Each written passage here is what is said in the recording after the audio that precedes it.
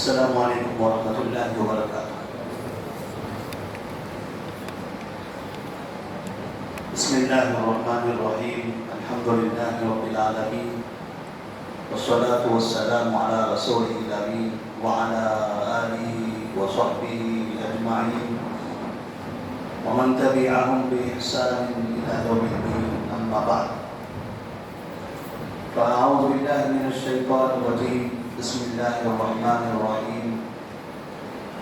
یا ایھا الذین آمنوا کتب علیکم الصیام کما کتب علی الذین من قبلکم لعلکم تتقون۔ اللہ تبارک و تعالیٰ نے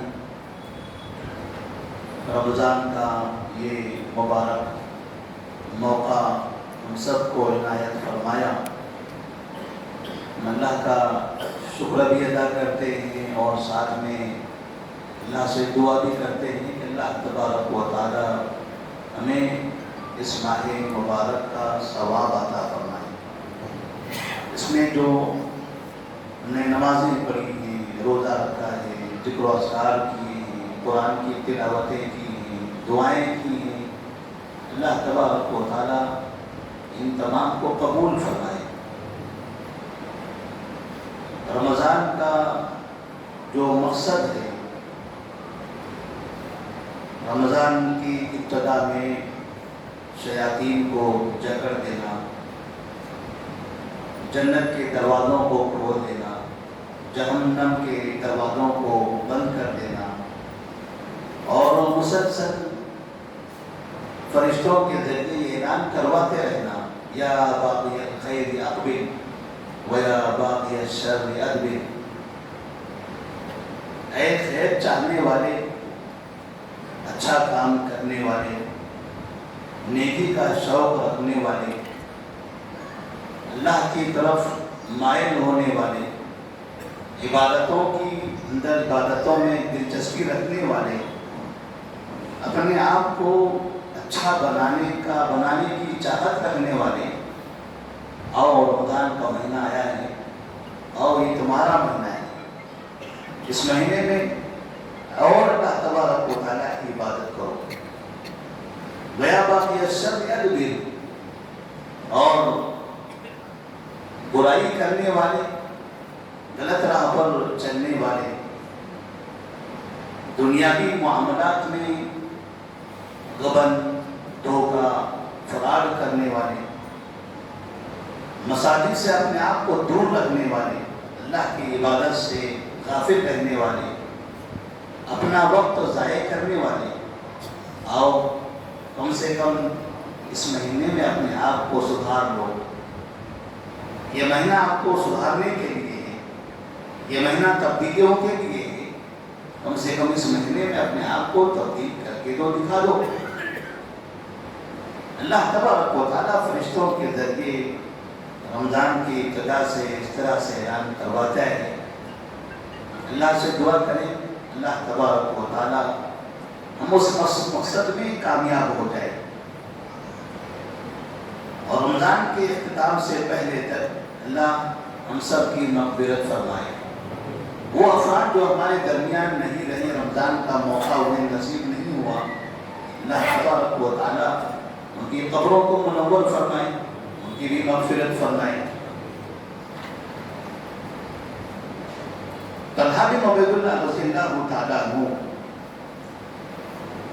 ایک مرتبہ نبی کریم صلی اللہ علیہ وسلم کے سامنے دو افراد کو دیکھتے ہیں کہ وہ دو افراد ایک ہی وقت میں آ کر نبی کے سامنے اسلام قبول کر لیتے۔ اسلام قبول کر کے جب واپس جاتے ہیں تو اپنی خانگی زندگی میں، روزمرہ کی زندگی میں ان میں سے ایک زیادہ عبادت کرتا تھا، دوسرا اس کے مقابلے میں تھوڑا کم عبادت کیا کرتا تھا،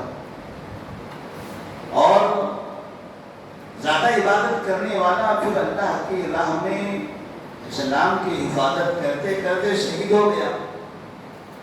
دوسرا جو اس کے مقابلے میں کم عبادت کرتا تھا، ایک وقت ایسا آیا کہ وہ اپنے بستر پر انتقال کر گیا۔ طلحہ بن عبید اللہ رضی اللہ تعالیٰ عنہ نے دونوں کے اسلام قبول کرنے کا منظر بھی دیکھا تھا، دونوں کی زندگی بھی جانتے تھے اور دونوں کی انتہا بھی انہیں معلوم تھی۔ وہ کہتے ہیں کہ ایک دن میں نے رات میں خواب دیکھا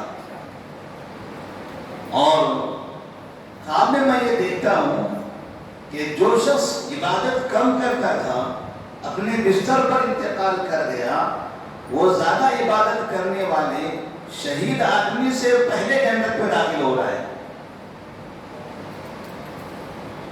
جب خواب اس طرح کا نظر آیا تو انہیں تعجب ہونے لگا اور صبح ہوئی، نبی کریم صلی اللہ علیہ وسلم کے سامنے تعجب کرتے ہوئے انہوں نے یہ خواب بیان کیا۔ آپ صلی اللہ علیہ وسلم نے ان کے تعجب کو ختم کرتے ہوئے آپ نے جواب دیا، أَلَيْسَ قَدْ مَكَثَ هَذَا بَعْدَهُ سَنَةً فَأَدْرَكَ رَمَضَانَ فَصَامَهُ وَصَلَّى كَذَا وَكَذَا فِي السَّنَةِ۔ کیا تمہیں یہ نہیں معلوم ہے کہ بعد میں جس کا انتقال ہوا بستر پر، وہ عبادت گرچہ کہ اس کے مقابلے میں کم کرتا تھا، وہ شہید بھی نہیں ہوا تھا، لیکن فرق یہ ہے کہ وہ بعد میں بستر پر مرنے والے کو ایک رمضان کا مہینہ ملا تھا، اس رمضان کے مہینے میں اس نے روزہ رکھا اور نمازیں پڑھی تھی۔ اللہ تبارک و تعالیٰ نے اس رمضان کی برکت سے اس زیادہ عبادت کرنے والے شہید آدمی سے پہلے جنت میں داخل کر دیا۔ نبی کریم صلی اللہ علیہ وسلم اس سے رمضان کی فضیلت بیان کرتے ہیں کہ رمضان جو ہمیں ملا ہوا ہے یہ اللہ کی بہت بڑی نعمت ہے، اور اس مہینے میں جتنی خصوصی عبادتیں ہیں ان تمام عبادتوں کا نبی صلی اللہ علیہ وسلم نے ایک مقصد بیان کیا ہے۔ آپ فرماتے ہیں من صام رمضان ایمانا واحتسابا غفر له ما تقدم من ذنبه، جو رمضان میں روزہ رکھے گا اس کے گناہ معاف کر دیے جائیں گے۔ ومن قام رمضان ایمانا واحتسابا غفر له ما تقدم من ذنبه، جو رمضان میں قیام کرے گا، نمازیں پڑھے گا، اس کے گناہ معاف کر دیے جائیں گے۔ ومن قام ليلة القدر ایمانا واحتسابا غفر له ما تقدم من ذنبه، اور جو شب قدر تلاش کرے گا اس کے بھی سابقہ گناہ معاف کر دی جائیں گے۔ تو اس طرح سے جتنی عبادتیں ہیں ان تمام کا ایک مقصد بیان کیا جا رہا ہے، اور وہ مقصد ہے انسان کے گناہوں کی معافی، انسان کے گناہوں کی مغفرت۔ تو اس طرح سے یہ رمضان ہمارے گناہوں کو معاف کرتا ہے۔ اس طرح نمازیں ہیں، ذکر و اذکار ہے، عبادت ہے، صیام ہے۔ ایسے نبی کریم صلی اللہ علیہ وسلم نمازی کے بارے میں کہتے ہیں، أَرَأَيْتُمْ لَوْ أَنَّ نَهْرًا بِبَابِ أَحَدِكُمْ يَغْتَسِلُ فِيهِ كُلَّ يَوْمٍ 5 مرات، آپ نے نماز پڑھنے سے گناہ کیسے ختم ہوتے ہیں اس کی مثال دیتے ہوئے فرمایا کہ دیکھیے، اگر آپ میں سے کسی کے گھر کے سامنے نہر ہو اور اس نہر میں آپ روزانہ 5 مرتبہ غسل کرتے ہو، هل يبقى من درنه شيء؟ کیا آپ کو لگتا ہے کہ اب اس کے بدن پر گندگی باقی رہے گی، میل باقی رہے گا؟ آپ صلی اللہ علیہ وسلم نے صحابہ رضی اللہ تعالیٰ عنہ کو ایک محسوس چیز کے بارے میں سمجھا کر مثال دی ہے، کیونکہ پانی ہے، غسل کیا جا رہا ہے، بدن صاف ہو رہا ہے، یہ ساری چیزیں انسان محسوس کرتا ہے۔ صحابہ کو اس طرح مثال دے کر سمجھاتے ہیں، صحابہ کہتے ہیں لا يبقى من درنه شيء، روزانہ 5 مرتبہ غسل کرے تو بدن پر میل کہاں سے باقی رہے گا؟ تو آپ صلی اللہ علیہ وسلم نے فرمایا فَذَلِكَ مَثَلُ الصَّلَوَاتِ الْخَمْسِ يَمْحُو اللَّهُ بِهِنَّ الْخَطَايَا، یہ 5 وقت کی نمازوں کی مثال ہے۔ جو روزانہ جو 5 وقت کی نمازیں پڑھتا ہے، اللہ تبارک و تعالیٰ اس کے ذریعے ان کے گناہوں کو مٹا دیتا ہے۔ یہ نماز بھی گناہوں کو مٹا رہی ہے، یہ روزے بھی گناہوں کو مٹا رہے ہیں، اور اللہ تبارک و تعالیٰ نے قرآن نے کہا یا ایھا الذین آمنوا کتب علیکم الصیام کما کتب علی الذین من قبلکم لعلکم تتقون. روزے کا مقصد کیا ہے؟ روزے کا مقصد ہے تم متقی بنو، تم پرہیزگار بنو، نیک بنو، اچھے انسان بنو، اچھے ذمہ دار بنو، اچھے شہری بنو، اچھے مصلی بنو، اچھے مسلمان بنو، اچھے دائی بنو، اچھے باپ بنو، اچھے بیٹے بنو. جس مقام پر آپ ہیں اس جگہ پر آپ کو ایک نیک ایک اچھا انسان بننا ہے. یہ ہے روزے کا مقصد. نبی کریم صلی اللہ علیہ وسلم فرماتے ہیں لیس الصیام من الاکل والشرب انما الصیام من اللغو والرفث. روزہ بھوکا رہنے پیاسا رہنے کا نام نہیں ہے. یہ نہ سمجھے کہ صرف اسی کا مطلب ہوتا ہے روزہ. اللہ تبارک و تعالیٰ بھوکا اور پیاسا رہ کر کیا کرے گا؟ عبادت تو کھا پی کر بھی کر سکتے ہیں. کھاتے ہوئے بسم اللہ کو عبادت ہو رہی ہے، پانی پیے بسم اللہ کو الحمدللہ کو عبادت ہو رہی ہے اللہ تعالیٰ کی. کھانا کھانے کے بعد دعا پڑھو یہ بھی عبادت ہے. سیدھے ہاتھ سے کھاؤ یہ عبادت ہے. یہ سب کھانا بھی کوئی عبادت ہے ہمارا. پھر کھانے سے روک کر ہم سے عبادت کروائی جا رہی ہے. پانی بھی نہیں پینا ہے. نبی صلی اللہ علیہ وسلم فرماتے ہیں حقیقت یہ نہیں ہے کہ آپ کو کھانے اور پینے سے محروم کیا جائے، بلکہ حقیقت یہ ہے انما الصیام من اللغو والرفث. اس لیے کہ بعض مرتبہ جب کسی انسان کو کسی کام کی ٹریننگ دینی ہوتی ہے تو ٹریننگ کا ایک سسٹم ہوتا ہے. ٹریننگ کا ایک سسٹم ہوتا ہے اور وہ سسٹم میں ایک سسٹم روزہ ہے. اس روزے کے ذریعے یہ طریقہ اپنا کر آپ کو گناہوں سے دور رکھا جا رہا ہے. انما الصیام من اللغو والرفث. روزہ یہ حقیقت میں گناہوں سے دور رہنے کا نام ہے. روزہ حقیقت میں گناہوں سے دور رہنے کا نام ہے. تو ہم عبادتیں کر رہے ہیں، عبادتیں ہمارے گناہوں کو ختم کر رہی ہیں. ہم نماز پڑھتے ہیں، نمازیں ہمارے گناہوں کو ختم کرتی ہیں. نبی کریم صلی اللہ علیہ وسلم نے نماز کے بارے میں فرمایا تحترقون وتحترقون.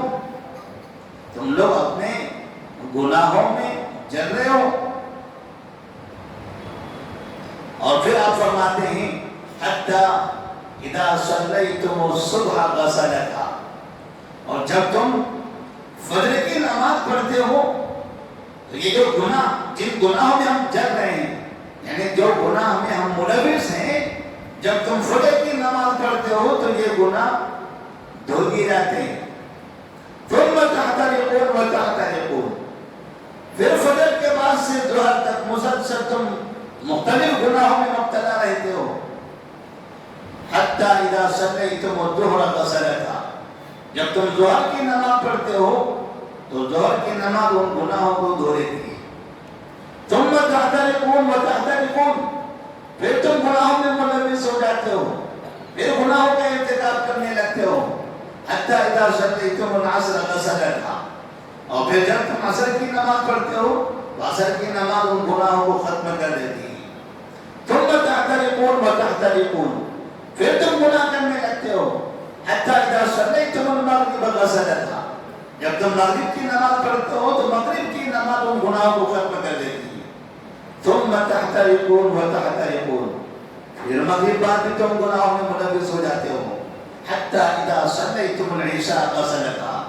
پھر جب عشاء کی نماز پڑھتے ہو تو عشاء کی نماز گناہوں کو ختم کر دیتی ہے.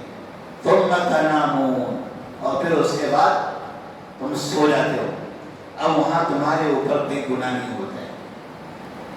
نبی کریم صلی اللہ علیہ وسلم نے نماز کا اتنا فائدہ بتایا، روزے کا اتنا فائدہ بتایا. ان فوائد کو سن کر، ان فضیلتوں کو سن کر آج ہماری مسجدیں بھر رہی ہیں. یہ جو مسجد میں رونق نظر آ رہی ہے، یہ جو صبر کے ساتھ لوگ بیٹھتے ہیں، وقت پر حاضر ہوتے ہیں، جو صبح 7-8 بجے تک اٹھتا نہیں تھا وہ رمضان کے مہینے میں 4 بجے اٹھ کر کھانا کھا رہا ہے، کیونکہ اسے پتا ہے کہ میرے نبی نے اس وقت اٹھ کر سحری کرنے کا حکم دیا ہے، میرے نبی نے اٹھ کے سحری کرنے کا حکم دیا ہے، اور سحری کر کے وہ سیدھا مسجد کے اندر داخل ہوتا ہے اور تکبیر تحریمہ کے ساتھ باجماعت نماز پڑھتا ہے۔ وہ یہ سمجھتا ہے یہ مغفرتوں والا مہینہ ہے، اس میں جتنا ہو سکتا ہے اتنی نیکیاں کرو، نیکیاں کرو اور نیکیاں کرو، ہم نیکیاں کریں گے ہمارے گناہ معاف ہوں گے۔ لیکن نبی کریم صلی اللہ علیہ وسلم نے ایک مرتبہ صحابہ رضی اللہ تعالیٰ عنہ سے کہا تھا، اتدرون من المفلس، تمہیں معلوم ہے کنگال کس کو کہتے ہیں؟ اتدرون من المفلس، تم جانتے ہو مفلس انسان کون ہوتا ہے، کنگال انسان کون ہوتا ہے؟ صحابہ رضی اللہ تعالیٰ عنہ کہتے ہیں المفلس فینا من لا درہم لہ ولا متاع، مفلس انسان ہمارے درمیان وہ ہوتا ہے جس کے پاس پیسہ نہ ہو، دولت نہ ہو، اسی کو کنگال کہتے ہیں۔ پیسے والا سیٹ آدمی مالدار آدمی ہوتا ہے، جس کے پاس پیسے کم ہوتے ہیں وہ کنگال ہوتا ہے۔ نبی صلی اللہ علیہ وسلم نے سمجھایا، بڑی غور سے سننے کی بات ہے، آپ صلی اللہ علیہ وسلم فرماتے ہیں کنگال انسان کس کو کہتے ہیں؟ ایسا نہ ہو کہ وہ کنگال ہم ہو یا ہم میں سے کوئی ہو۔ نبی نے فرمایا المفلس فینا من یأتی یوم القیامت بصلاۃ وصیام وزکاۃ، کنگال انسان وہ انسان ہے جو کل قیامت کے دن اللہ کے دربار میں نمازیں لے کر آئے گا، روزے لے کر آئے گا، زکوٰۃ لے کر آئے گا، یعنی رب کے دربار میں اس حالت میں حاضر ہوگا کہ اس کے پاس نمازوں کے بہت سوال ہوں گے، انبار ہوگا، بہت نمازیں پڑھی ہوگی، روزے بہت رکھے ہوں گے، زکوٰۃ بھی بہت دیا ہوگا، لیکن وَيَأْتِي قَدْ شَتَمَ هَذَا وَأَكَلَ مَالَ هَذَا وَسَفَكَ دَمَ هَذَا وَضَرَبَ هَذَا، لیکن ساتھ میں اس حالت میں آیا ہوگا کہ اس نے کسی کو مارا ہوگا، کسی پر الزام لگایا ہوگا، کسی کو تکلیف دیا ہوگا، کسی کا ناحق مال کھایا ہوگا، فَيُعْطَى هَذَا مِنْ حَسَنَاتِهِ وَهَذَا مِنْ حَسَنَاتِهِ، جن جن لوگوں کے ساتھ برا برتاؤ دنیا میں کیا ہوگا، اللہ تبارک و تعالی قیامت کے دن ان مظلومین کو اس نمازی کے روزے دار کی نیکیاں اسے دے دے گا۔ فَيُعْطَى هَذَا مِنْ حَسَنَاتِهِ وَهَذَا مِنْ حَسَنَاتِهِ، تمام مظلومین آئیں گے اور یہ نمازی روزے دار یہ نیک کام کرنے والا ان کی نیکیاں اور مظلومین کو دے دی جائے گی۔ فَإِنْ فَنِيَتْ حَسَنَاتُهُ قَبْلَ أَنْ يُقْضَى مَا عَلَيْهِ، اور اگر ان کو دیتے دیتے اس کی ساری نیکیاں ختم ہو گئی تو پھر اللہ تبارک و تعالیٰ حکم دے گا کہ مظلومین کے پاس جو گناہ ہے وہ گناہ اس کے سر پر ڈال دیا جائے، فَطُرِحَتْ عَلَيْهِ ثُمَّ طُرِحَ فِي النَّارِ، پھر اللہ تبارک و تعالیٰ اب وہ انسان جس نے نمازیں بہت پڑھی ہیں، روزہ بہت رکھا ہوا ہے، زکوٰۃ بھی دیا تھا، لیکن اللہ کے بندوں کے ساتھ برا برتاؤ کیا تھا، اللہ کے بندوں کو ستایا تھا، کسی کا ناک مال کھایا ہوا تھا، کل قیامت میں اس کی نیکیاں برباد ہو جائیں گی، اس کی نیکیاں مظلومین کو دے دی جائے گی، نیکیاں ختم ہو جائے گی، جو بچا ہوگا وہ صرف گناہ ہوں گے، اور سامنے مظلومین کے بھی گناہ ان کے سر پر ڈال دیے جائیں گے، نتیجے میں یہ انسان پورا گناہوں کا مجسم بن جائے گا، اور پھر اللہ تبارک و تعالیٰ فرشتوں سے کہے گا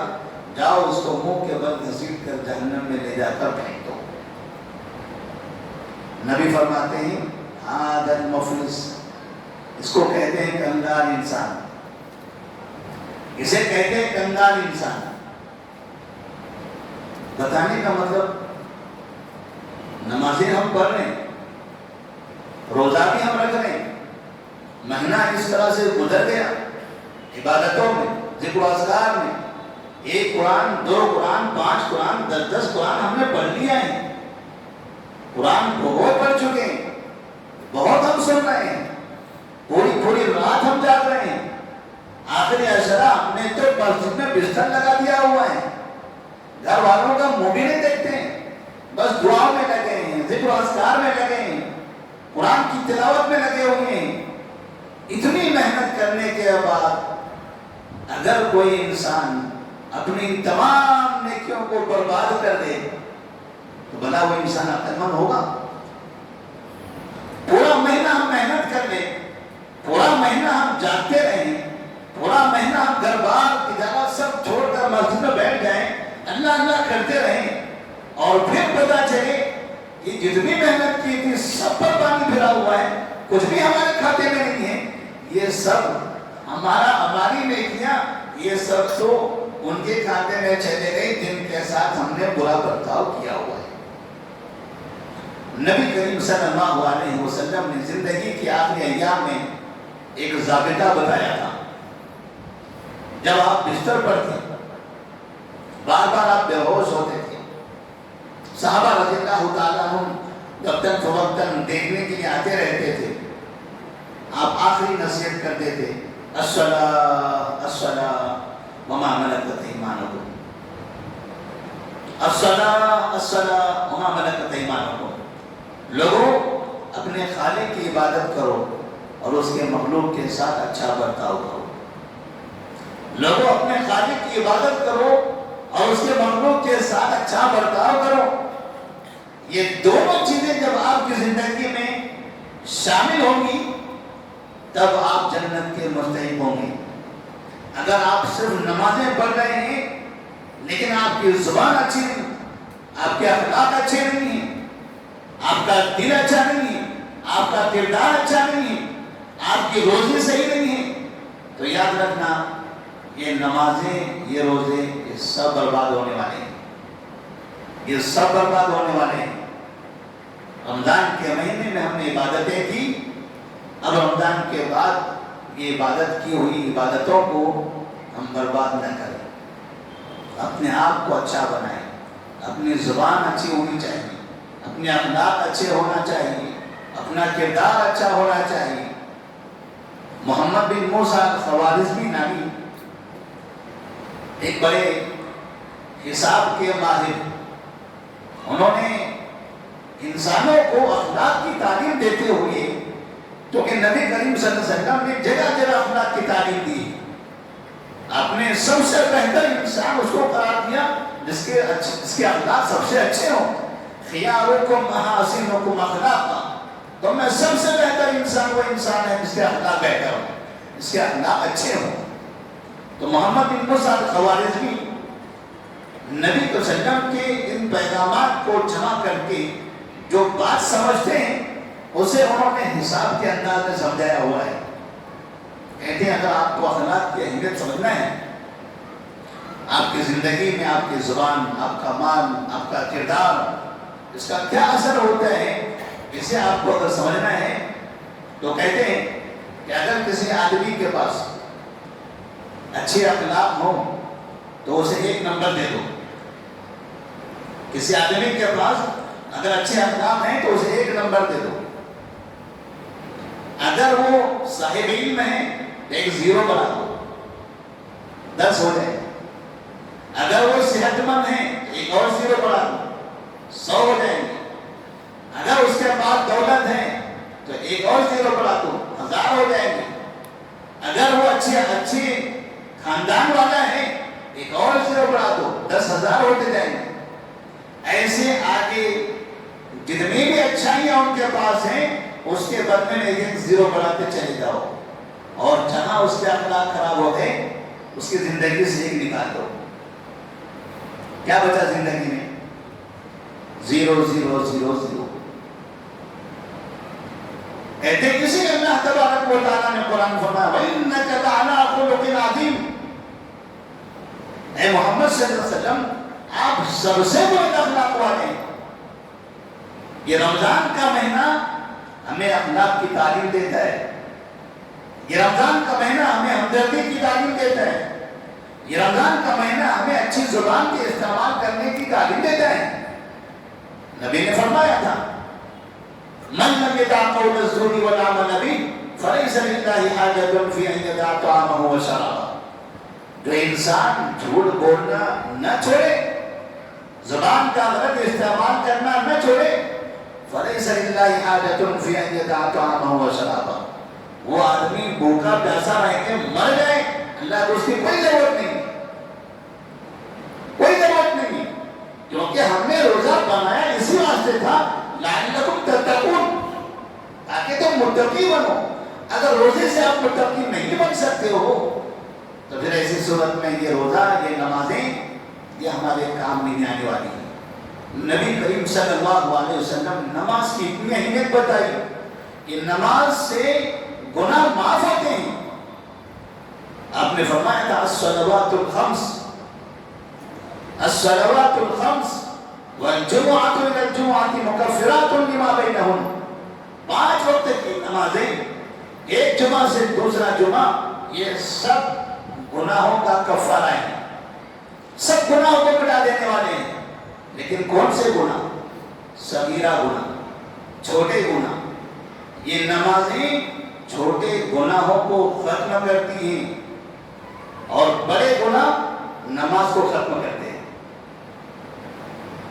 نمازیں چھوٹے گناہوں کا خاتمہ کرتی ہیں اور بڑے جرائم ہماری نمازوں کو ختم کر دیتے ہیں۔ اس لیے نبی کریم صلی اللہ علیہ وسلم نے جو تعلیم دی ہے کہ انسان اچھے اخلاق کا استعمال کرے، اچھا کردار بنائے، اللہ کی عبادت کے ساتھ ساتھ اللہ کے بندوں کے ساتھ بھی اچھا برتاؤ کرے، یہ آج ہمیں اس کی بہت ضرورت ہے۔ نبی صلی اللہ علیہ وسلم فرماتے ہیں ایاکم والحسد، لوگوں حسد کرنے سے بچو، فإن الحسد یأکل الحسنات کما تأکل النار الحطب، اس لیے کہ حسد یہ نیکیوں کو ایسے کھا جاتی ہے، ایسے کھا جاتا ہے جیسے کہ آگ لکڑی کو کھا جاتی ہے۔ آگ جس طرح سے لکڑی کو ختم کر دیتی ہے، ایسے حسد نیکیوں کو ختم کرتا ہے۔ انسانوں کے بارے میں برا برتاؤ، انسانوں کے بارے میں بری سوچ، یہ ہماری نیکیوں کو برباد کرنے والا ہے۔ اس لیے نبی کریم صلی اللہ علیہ وسلم اس مہینے کے اندر کثرت سے لوگوں کو اچھائی کی تعلیم دیتے تھے، یہاں تک کہ آپ نے روزہ رکھا، آپ نے روزہ رکھا، روزے کے بعد اگر آپ چاہتے ہو کہ 30 روزے ہوں لیکن ثواب 60 کا ملے، اگر آپ چاہتے ہو کہ روزے 30 ہوں اور ثواب 60 کا مل جائے، تو نبی نے یہ نہیں کہا کہ 60 روزے کے لیے 60 روزہ رکھنا، 60 ثواب کے لیے 60 روزے رکھنا پڑیں گے۔ آپ نے بتا دیا اگر روزانہ ایک روزے کا ثواب زیادہ چاہتے ہو تو اللہ کے کسی بندے کو افطار کرا دو۔ من فطر صائما كان له مثل اجره غیر انه لا ينقص من اجر الصائم شيء، جو کسی روزے دار کو افطار کراتا ہے، کھانا کھلا دیتا ہے، تو اس کے روزے کے برابر ثواب مجھے ملتا ہے۔ میرا اپنا روزہ اس کا ثواب تو ہے ہی، اس نے روزہ رکھا اس کے برابر ثواب مجھے ملا۔ میں نے 2 کو کھلایا 90، 30 میرے 60 ان کے، 3 کو کھانا کھلا دیا 120، یعنی ایک مہینے میں 30 روزے کے بدلے میں آپ کئی روزوں کا ثواب حاصل کر سکتے ہیں۔ روزہ آپ کو رکھنا صرف 30 ہے، لیکن ان دنوں میں اللہ کے بندوں کو آپ کو کھلاتے رہنا ہے، تو اللہ کے بندوں کو تھوڑا سا کھانا کھلانے پر پورے 12، 13، 15 گھنٹے بھوکے رہنے کا جو ثواب اس کو مل جاتا ہے۔ ہم روزے کا ثواب حاصل کرنے کے لیے سحری سے افطار تک بھوکے رہتے ہیں، لیکن کسی ایک بندے کو کھانا کھلا دیا ہم نے تو اس کو پورے 15، 12 گھنٹے کی भूखे रहने का सवाब हमको मिल गया। इंसानों के साथ हमदर्दी का कितना आला मकाम है। यहां तक कि अगर कोई शख्स रोजा नहीं रख सकता है फर्ज होने के बावजूद भी,